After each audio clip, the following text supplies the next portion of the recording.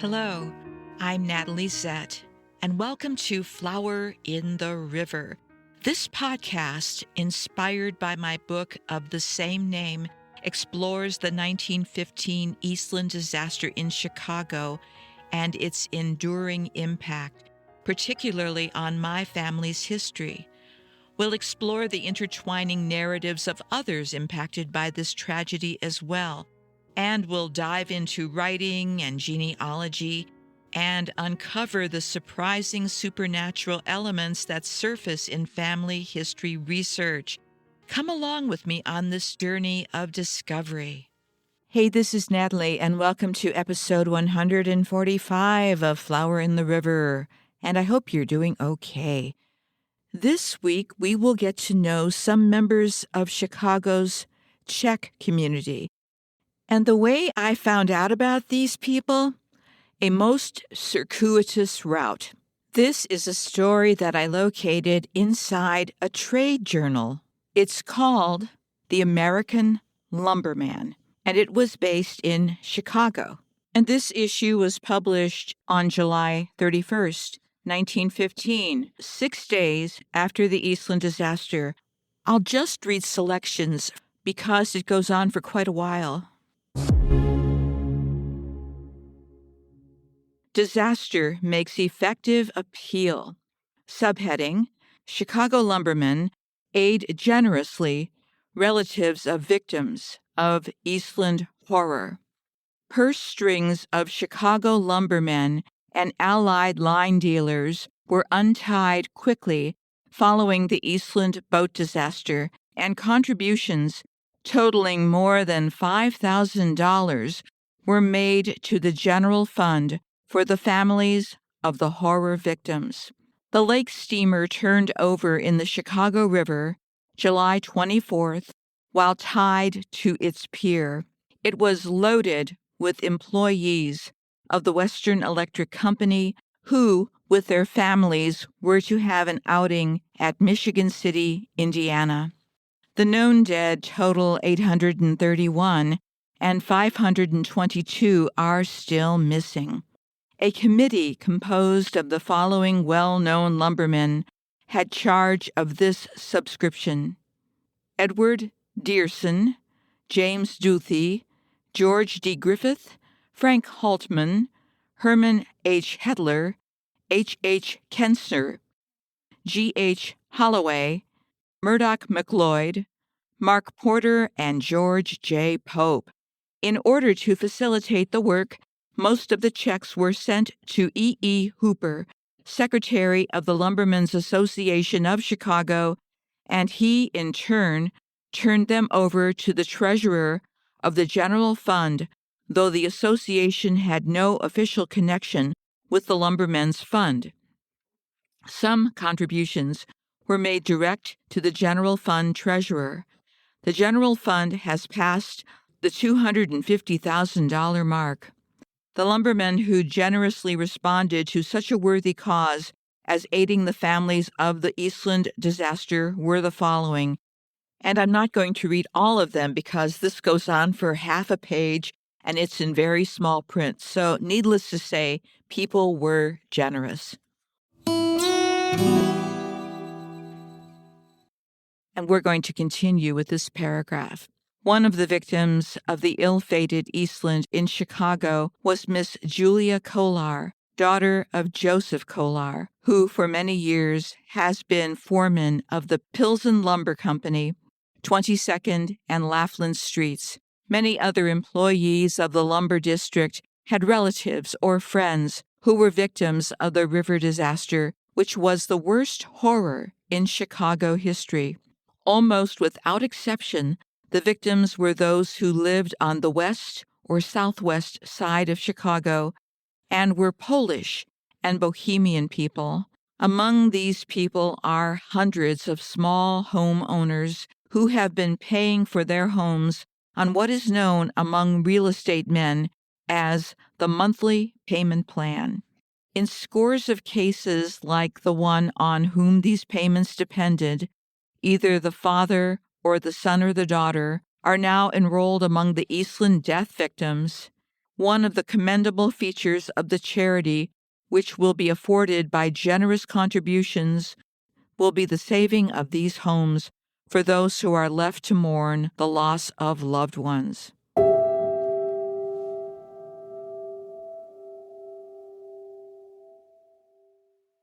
Before we move on, I want to give you some background about the American Lumberman. This was a major trade journal of the U.S. lumber industry from the late 19th century through the early 20th century. It was headquartered in Chicago, which made perfect sense for that era because Chicago was one of the biggest lumber hubs in the world. By the early 1900s, Chicago was a major distribution for Midwestern timber and a center for lumber yards, planing mills, wholesalers, and manufacturers.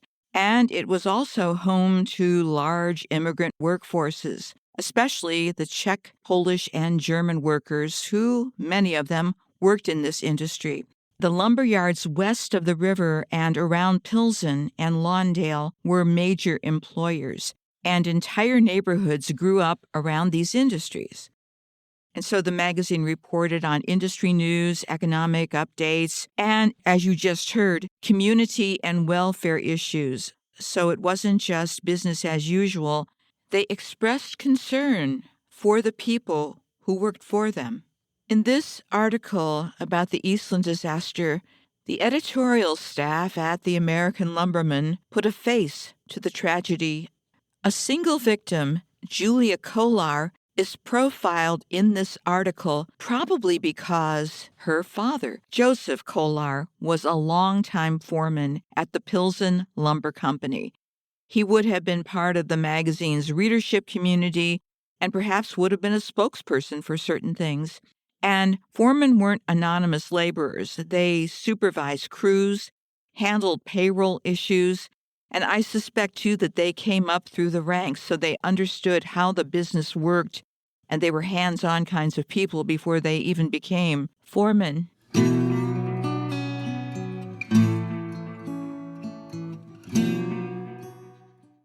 So finding an Eastland victim this way vis-a-vis a trade journal, this also opens up another facet of life in the early 20th century for Czech immigrants. So that gives us a greater insight as to not just what they did, but how this industry functioned and how this industry responded during this time of great need and tragedy. And my next step was to find out all I could find out about Julia Kolar and her family.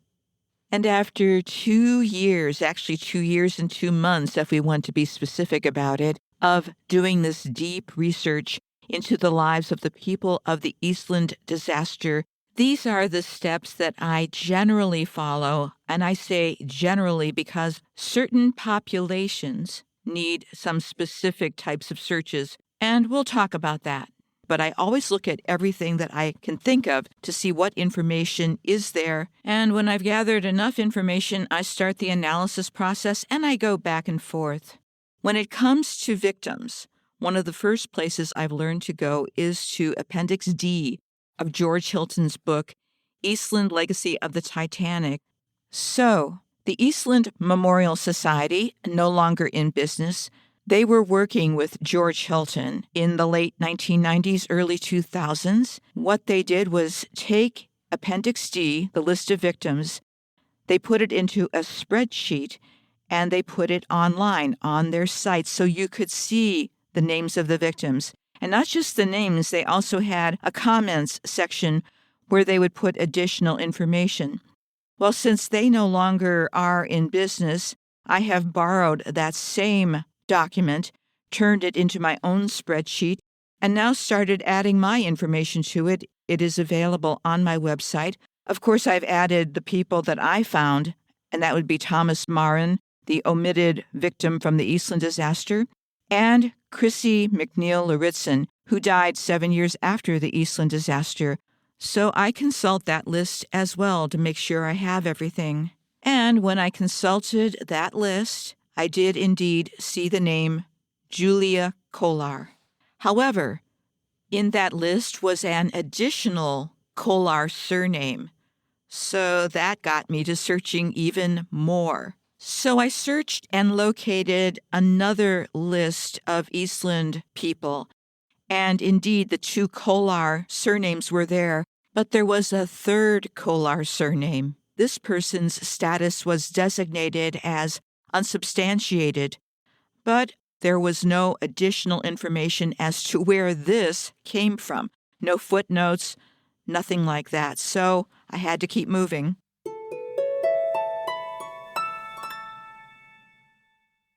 One of the big lessons I've learned through the course of doing this work is that there is no such thing as a one-stop shopping, I don't know what else to call it, experience for understanding the extent of the Eastland disaster. The closest thing you will ever find at this point is George Hilton's book, which unfortunately is only available online via the Internet Archive, but at some point, hopefully, that will change. To work with this history, at least at this point, I had to change my mindset entirely, which means you do too if you're coming along for this ride. So what we have to do is search for people the way you would search for a person in your family tree.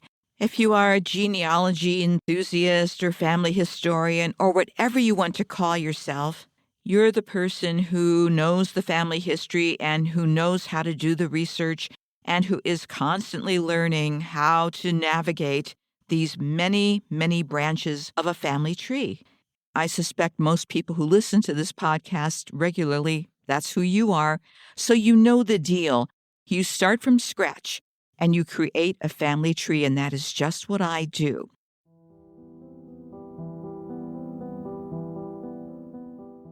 The other aspect that is, well, it's not unique, but it is a defining aspect of researching the people of the Eastland disaster. The biographies and photos are all over the place in different online collections. When I've found biographies, much of the time, there's no source attribution, there's no footnoting, so I don't know where the information came from in the first place. And since we don't know where the information came from, we can't use it in its current state. But most of the time I have been able to track it down and determine its original source, so all is not lost. It just adds to the intrigue and the amount of time it takes to search for these people, but I'm getting better at it the more I do it. I've learned to just embrace the challenge and roll with it.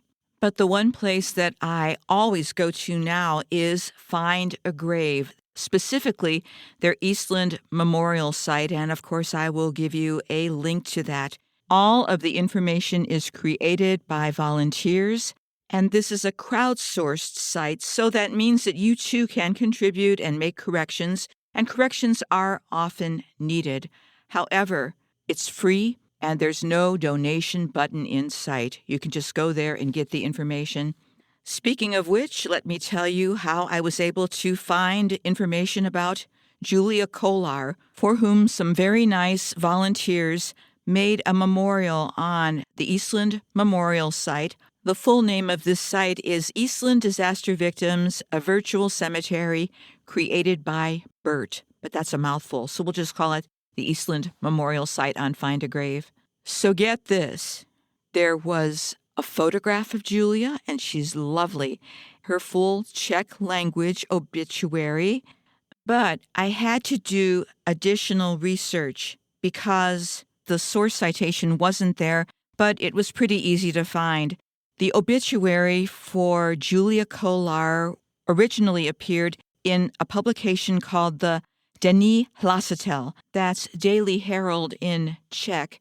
And I think anybody who works in Czech genealogy probably knows of this publication. This was a Czech-language daily newspaper published in Chicago from 1891 to 2006, and that made it the longest-running Czech serial in the world.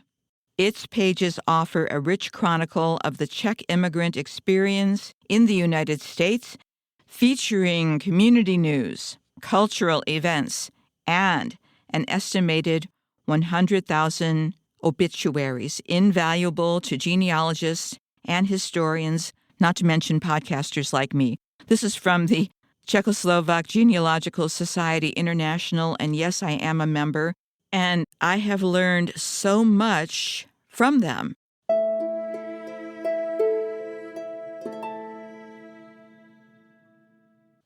So Julia Kolar's Czech-language obituary in Denní Hlasatel gives us a lot of information, which I will share with you. But there's also her obituary in the Chicago Tribune from July 31st, 1915. Here's where it gets interesting, because here's where we find the obituary for the quote-unquote other Kolar, and her name is Anna Kolar. How do you think she's related to Julia? Or is she related to Julia? So let's go back to the Czech language obituary for Julia Kolar, and this will help us decode the relationship. So here is Julia Kolar's death notice from the Denní Hlasatel, July 27, 1915.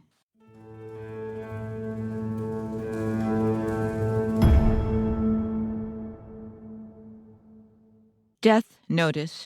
In deep sorrow and grief, we announce to all friends and acquaintances the sad news of the death of our beloved daughter, sister, sister-in-law, and niece, Julia Kolarova, who perished in the sinking of the steamer Eastland on Saturday, July 24th, 1915.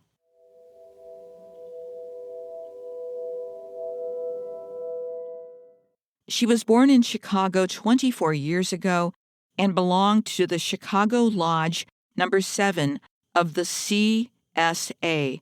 The funeral of our dear one will be held on Thursday, July 29th, 1915, at 9 a.m. from the House of Mourning, 2540 South Hamlin Avenue, to the Church of the Blessed Agnes of Bohemia on Central Park Avenue, and from there, by automobile to St. Wojciech, St. Adalbert Cemetery, where her earthly remains will be placed in the family grave. Quiet condolences are kindly requested by Josef and Veronica Kolar, grieving parents, František, Josef Bohumil, and George, brothers, Anna and Marie, sisters, Frank Hinos and Josef Radek, brothers-in-law, Anna, Grace, Myrtle, and Mildred Kolar, sisters-in-law, Anton Kolar, and Jan Jarosz, uncles, Barbara Kolar, Katarina Jarosz, and Mary Karlichik, aunts, and other relatives and friends. Because of our great sorrow, it is not possible to invite friends and acquaintances personally. Anyone wishing to attend is asked to register at the House of Mourning at 2540 South Hamlin Avenue, or with the undertaker, Mr. J.T. Schwarzczyk, at 310 West 26th Street.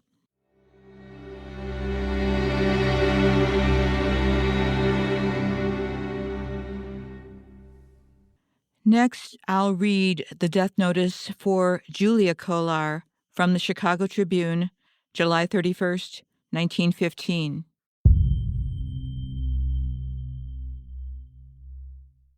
Miss Julia Kolar, 26 years old, sister-in-law of Mrs. Anna Kolar, 2540 South Hamlin Avenue. Julia had been with the Western Electric Company for 6 years. Her father, Joseph Kolar, is foreman at the Pure Lean Rubber Company.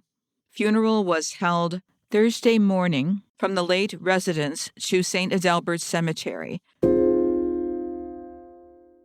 Some discrepancies to point out. Unless Joseph Kolar was working at 2 companies as a foreman, which I don't think he was, this seems to be a mistake. And don't forget, these reporters were working really fast, so errors happened. They just did.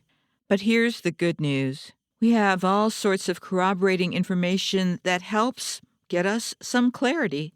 Let's return for a moment to one of the publications of the Czechoslovak Genealogical Society. In their publication, which is called Naše rodina, which means our family, they published some other information from the older Denní Hlasatel publication from that era. So, back in 1995 and 1996, that's how long ago this was, the Czechoslovak Genealogical Society published information from 1915 and 1916. The first piece that they published was a commentary about the Eastland disaster. I won't read that here. That's for later because it's really long, but it is so insightful. They also published in English all of the names of the people who were part of the Czech community who perished on the Eastland and whose obituaries appeared in the Denní Hlasatel issues. I'm bringing up the date, not 1915 and 1916, but I'm bringing up the dates 1995 and 1996 because that is how long this information has been available. For whatever reason, not all of it was brought forward in many of the modern retellings of the stories of the people of the Eastland disaster. Yes, we have seen this quite a bit, but this is, again, another instance of that, despite its availability. So this is another resource that is tremendously valuable.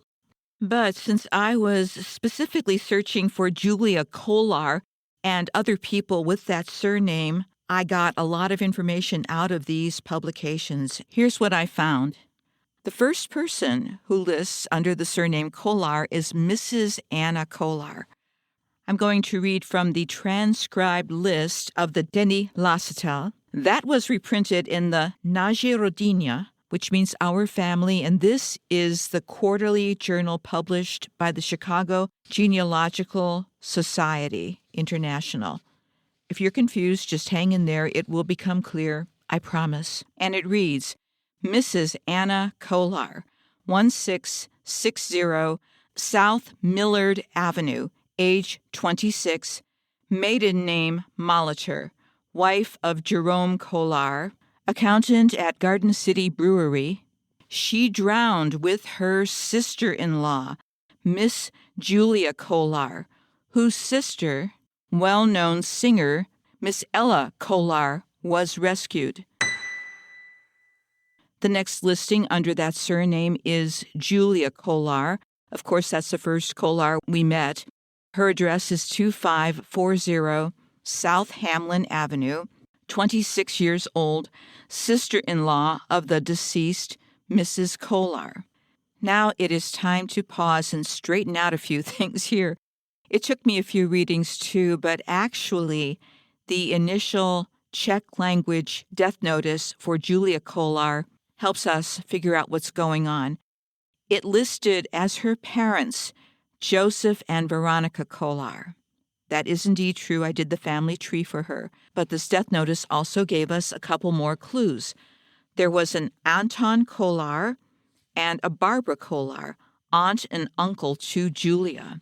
So I did a family tree for them as well. Anton was the brother of Joseph Kolar, who is the father of Julia Kolar. And Anton Kolar and Barbara Kolar are the parents of Yaroslav, or Jerome, as he was known. He married Anna Molitor, and Anna Molitor became Anna Molitor Kolar.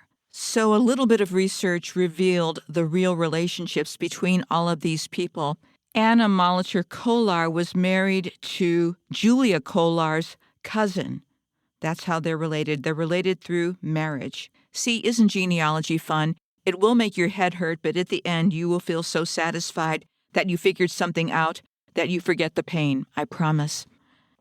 Now, remember Ella Kolar. She was also aboard the Eastland, but she survived. And according to this small article, she was a well-known singer, so she was far from being unsubstantiated. She was there. Her relationship, again, she was the cousin to Julia Kolar, not the sister, and she was the sister-in-law to Anna Molitor Kolar, who was killed. Her brother was Jerome, and her parents were Anton and Barbara. And Eastland disaster survivor Ella Kolar went on to have a most interesting life.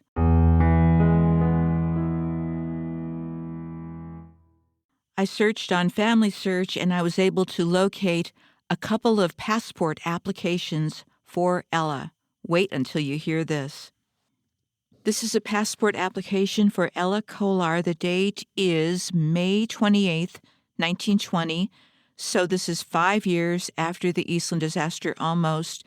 This passport application was filed in the state of Illinois, and Ella wrote that she had never been married, that she was born in Chicago on the 7th of July, 1897, and that her father was Anton Kolar, who was born in Bohemia, Austria, most likely today's Czechia or Czech Republic, and now residing at 1660 South Millard Avenue, Chicago, Illinois, and that he immigrated to the United States from the port of Bremen, Germany, May 1881, and that he resided 39 years uninterrupted in the United States from 1881 to 1920 at Chicago, Illinois. And why did Ella need a passport? And why was she traveling by herself?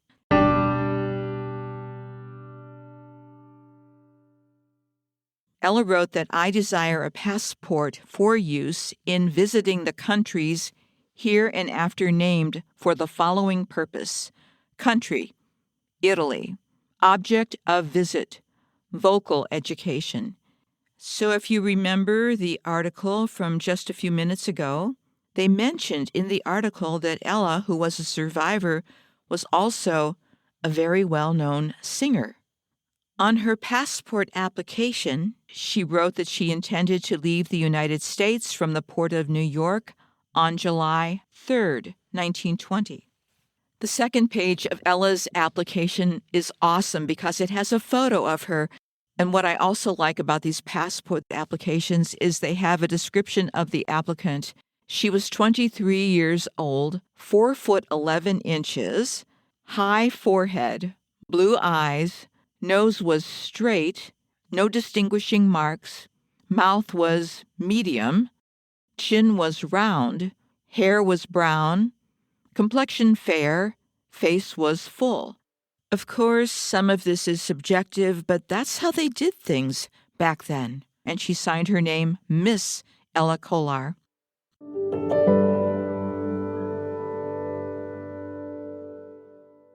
Now, there was an additional application for registration of a native citizen.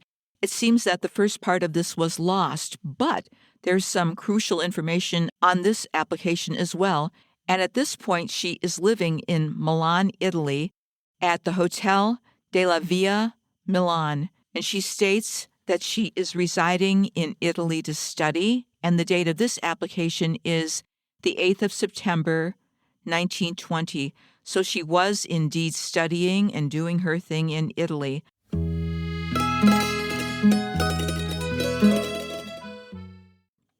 So, what's your guess? What do you think happened to Ella after she returned from Milan? The answer is a lot. I'm going to read several articles to you.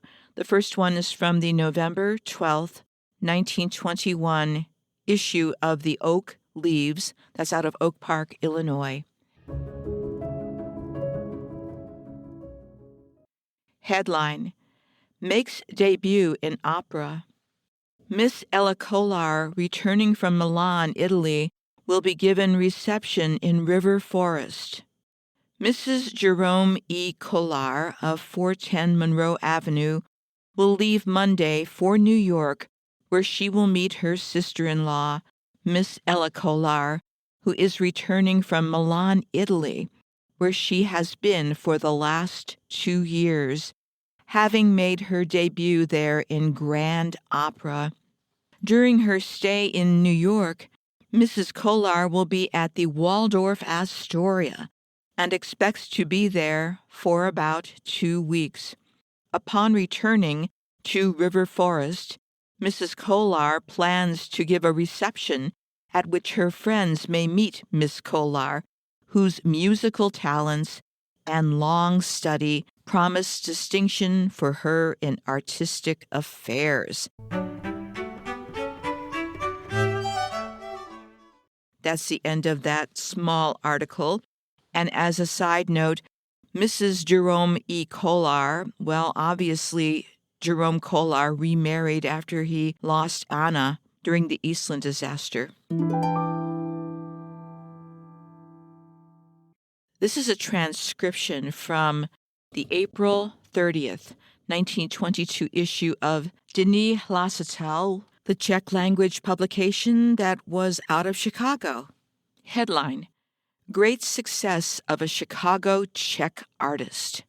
Miss Ella Kolar, about whom we have had occasion to report in previous issues of the Denní Hlasatel, and who is well known among our Czech theater goers, gave an outstanding performance in a concert arranged by Mr. A. V. Cerny and held in the Carter H. Harrison High School. On this occasion, Miss Kolar took part in Anton Dvorak's famous Stabat Mater. She studied voice in Italy and made her first American debut in Boston on April 21st, 1922.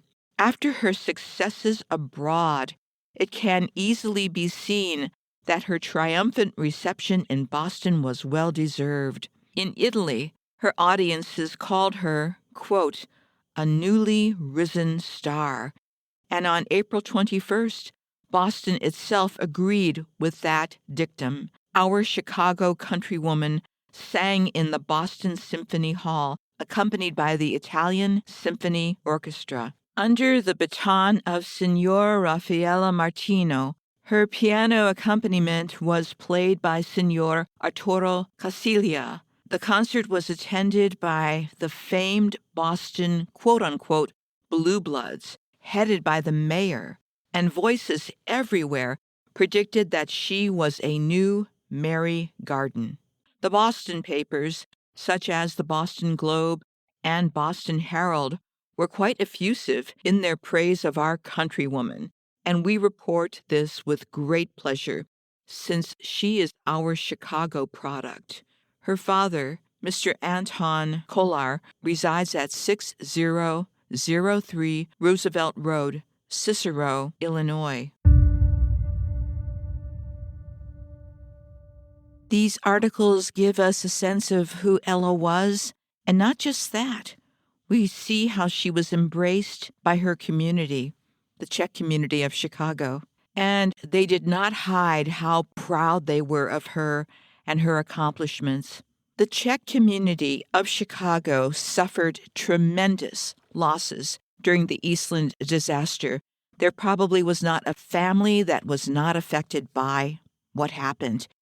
And this is only a few years after the Eastland disaster took place, and those wounds, that grief was probably still very raw for most of the people. I'm just guessing, but perhaps for all of these people who suffered so greatly during that time, maybe Ella represented something too. Maybe she represented the triumph of the human spirit. I don't know, but that's just speculation.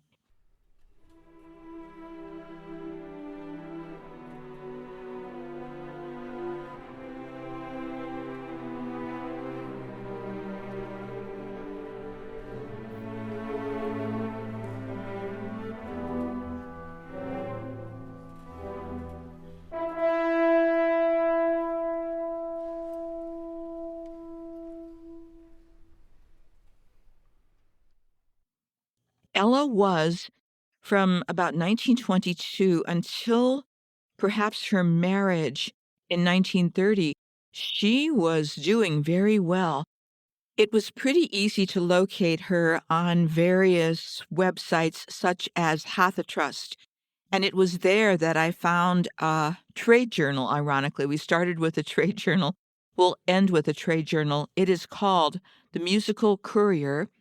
And Ella is in several issues of this, but This one stands out. It is from October 12th, 1922. I'll tell you about the Musical Courier magazine or trade journal and why this was such a big deal. It was one of the most important trade journals of the American music industry, and it was published weekly and read by concert presenters, booking agents, artist managers, conservatories, recital series organizers, and opera houses and music clubs. And in this particular issue of the Musical Courier, there is what appears to be a half-page advertisement for Ella. However, what it really is a professional booking notice, and it was placed for industry eyes, not the general public. And it functioned as a signal of availability and legitimacy, and it meant that this artist was professionally trained, actively performing, represented by management, and ready for bookings. A person couldn't be there just because they had aspirations. They had to have established themselves.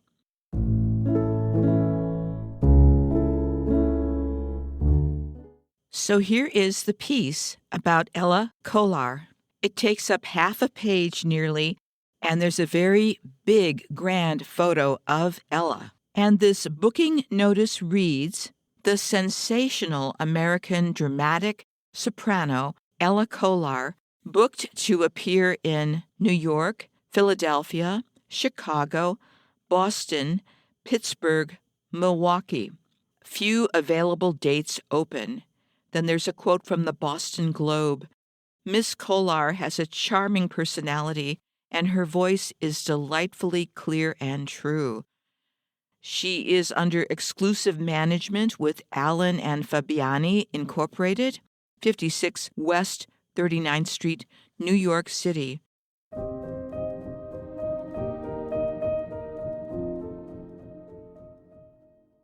So, Ella did very well. She didn't have a long singing career, but she made the most of it.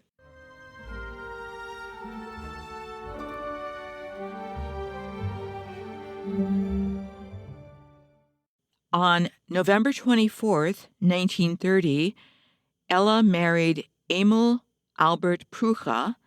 She was 33 years old. They were married at the Cook County Clerk's office. So after her marriage, she was back in Chicago. She and her husband did not have children, as far as I could tell. Her husband died in 1950. Ella died in 1955. Her obituary, which was really kind of sparse, made no mention of her surviving the Eastland disaster and made no mention of her music career. So I'm glad to bring that up here and to talk about her status as someone who lost a great deal during the Eastland disaster, but who survived and who went on and put her voice literally out there into the world. It sounds as if she made quite an impression on those who were able to hear her. And yes, I have been looking for recordings of her, and I'll keep looking because, again, you never know what you will find on the internet. True? True. And also, when I look back on 2025, the greatest joy that I have had this year and the previous year was bringing forth these stories of all of the people whose lives were touched by the Eastland disaster. Needless to say, Ella Kolar is no longer in the unsubstantiated category. She witnessed the horror of that day. She lived with the grief of that day, as did her family. And she continued. And while we don't have a lot of information about Julia Kolar or Anna Molitor Kolar, we see their biographies in those who survived them. We see their biographies in their obituaries. And we know that they were loved.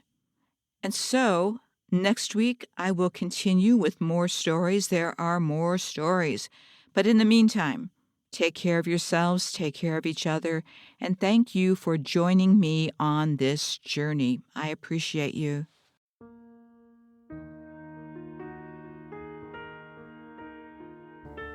Hey, that's it for this episode, and thanks for coming along for the ride. Please subscribe or follow so you can keep up with all the episodes. And for more information, please go to my website. That's www.flowerintheriver.com. I hope you'll consider buying my book, available as audiobook, ebook, paperback, and hardcover, because I still owe people money. And that's my running joke. But the one thing I'm serious about is that this podcast and my book are dedicated to the memory of all who experienced the Eastland disaster of 1915. Goodbye for now.